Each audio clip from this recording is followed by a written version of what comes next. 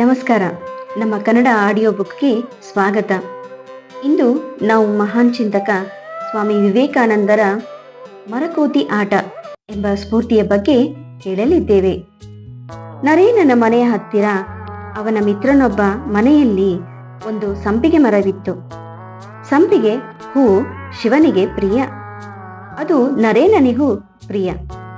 ಅವನ ಸ್ನೇಹಿತರೊಂದಿಗೆ ಆ ಮರ ಹತ್ತಿ ಕೊಂಬೆಗಳಿಂದ ತಲೆ ಕೆಳಗಾಗಿ ನೇತಾಡುತ್ತಾ ಜೋಕಾಲಿ ಆಡುತ್ತಿದ್ದ.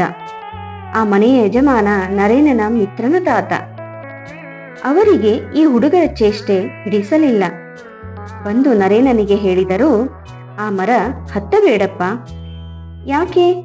ಏಕೆಂದರೆ ಆ ಮರದಲ್ಲಿ ಒಬ್ಬ ಬ್ರಹ್ಮ ದೈತ್ಯ ವಾಸ ಮಾಡುತ್ತಿದ್ದಾನೆ. ರಾತ್ರಿಯೆಲ್ಲ ಅವನು ಬಿಳಿ ಬಟ್ಟೆ ಹಾಕೊಂಡು ಅಲೆದಾಡುತ್ತಾನೆ. ನೋಡಲು ಬಲುಘೋರ. ಅವನು ಅಲೆದಾಡುವುದಲ್ಲದೆ ಇನ್ನೇನು ಮಾಡುತ್ತಾನೆ? ಇನ್ನೇನು ಮಾಡುತ್ತಾನಾ? ಆ ಮರ ಹತ್ತಿದವರ ಕುತ್ತಿಗೆ ಮುರಿದು ಕೊಲ್ಲುತ್ತಾನೆ. ಹುಡುಗರೆಲ್ಲ ಕಣ್ಣು ಅರಳಿಸಿ ಭಯದಿಂದ ಕೇಳುತ್ತಿದ್ದರು. ಕೆಲಸವಾಯಿತು ಎಂದು ಭಾವಿಸಿ ಮುದುಕರು ಒಳಗೆ ಹೋದರು. ಅವರಿಗೆ ನರೇನನ ಮೇಲೆ ಪ್ರೀತಿ ಇದ್ದಿತು. ಹುಡುಗ ಸುಮ್ಮನೆ ಕಾಲ ಕಳೆಯುತ್ತಾನಲ್ಲ, ಇವನು ಓದುವುದು ಯಾವಾಗ ಎಂದು ಆತಂಕ. ಆದ್ದರಿಂದಲೇ ಅವರು ಅವನಿಗೆ ಬೆದರಿಕೆ ಹಾಕಿದ್ದರು. ಆದರೆ ನರೇಂದ್ರ ಹೆದರಲಿಲ್ಲ. ಅವರು ಆ ಕಡೆ ಹೋಗುತ್ತಲೇ ಇವನು ಮತ್ತೆ ಮರ ಹತ್ತಿ ತಲೆ ಕೆಳಗಾಗಿ ನೇತಾಡಿದ. ಅವನ ಮಿತ್ರನಿಗೆ ಭಯ. ನರೇಂದ್ರ, ಕೆಳಗೆ ಇಳಿ, ಬ್ರಹ್ಮದೈತ್ಯ ನಿನ್ನ ಕುತ್ತಿಗೆ ಮುರಿದು ಹಾಕುತ್ತಾನೆ.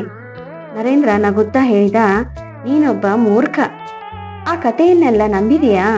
ಮರದ ಮೇಲೆ ಬ್ರಹ್ಮದೈತ್ಯ ಇದ್ದಿದ್ದರೆ ನನ್ನ ಕತ್ತನ್ನು ಯಾವತ್ತೂ ಮುರಿಯಬೇಕಾಗಿತ್ತು. ಯಾರೋ ಹೇಳಿದುದನ್ನೆಲ್ಲ ಸುಮ್ಮನೆ ನಂಬಬಾರದು. ಮುಂದೆ ನರೇಂದ್ರ ಸ್ವಾಮಿ ವಿವೇಕಾನಂದರಾಗಿ ಘೋಷಿಸುತ್ತಿದ್ದ ಯಾವುದೋ ವಿಷಯ ಪುಸ್ತಕದಲ್ಲಿ ಓದಿಬಿಟ್ಟು ನಂಬಬೇಡಿ. ಯಾರೋ ಹೇಳಿದರು ಎಂದು ಒಂದು ಮಾತನ್ನು ನಂಬಬೇಡಿ. ಸತ್ಯವನ್ನು ನೀವೇ ಪ್ರಮಾಣಿಸಿಕೊಳ್ಳಿ, ಅದು ಸಾಕ್ಷಾತ್ಕಾರ. ಆಮೇಲೆ ಒಂದು ದಿನ ಆ ವೃದ್ಧರು ನರೇಂದ್ರನನ್ನು ಮನೆಯೊಳಗೆ ಕರೆದುಕೊಂಡು ಹೋಗಿ ವಿಚಾರಿಸಿದರು.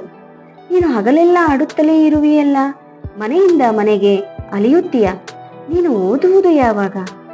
ಹಾಗಲ್ಲ ಸ್ವಾಮಿ, ನಾನು ಆಡುವಾಗ ಆಡುತ್ತೇನೆ, ಓದುವಾಗ ಓದುತ್ತೇನೆ ಎಂದ ನರೇಂದ್ರ.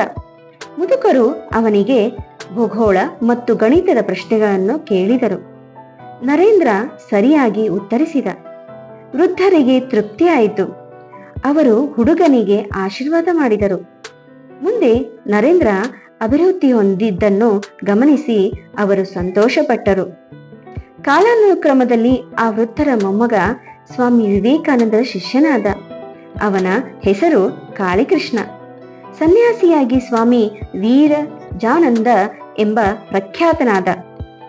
1938ರಲ್ಲಿ ರಾಮಕೃಷ್ಣ ಸಂಘದ 6ನೇ ಅಧ್ಯಕ್ಷರಾಗಿ 13 ವರ್ಷ ಕೆಲಸ ಮಾಡಿ ಸಹಸ್ರಾರು ಶಿಷ್ಯರ ಆಧ್ಯಾತ್ಮಿಕ ಮಾರ್ಗದರ್ಶಕರಾದರು. ಇದು ಸ್ವಾಮಿ ವಿವೇಕಾನಂದರ ಒಂದು ಮರಕೋತಿ ಆಟದ ಕತೆ. ಹೀಗೆ ಸ್ವಾಮಿ ವಿವೇಕಾನಂದರ ಒಂದು ಮಾತುಗಳು, ಅವರ ಒಂದು ಚೇಷ್ಟೆ ಎಲ್ಲವೂ ಒಂದು ಮನೋಹರವಾಗಿತ್ತು. ಹಾಗಾಗಿ ಇಂತಹ ಒಂದು ಉಪದೇಶ ಕೇಳಿದ್ದಕ್ಕೆ ಧನ್ಯವಾದಗಳು. ಮತ್ತೆ ಇನ್ನೊಂದು ಸಂಚಿಕೆಯಲ್ಲಿ ಭೇಟಿಯಾಗೋಣ.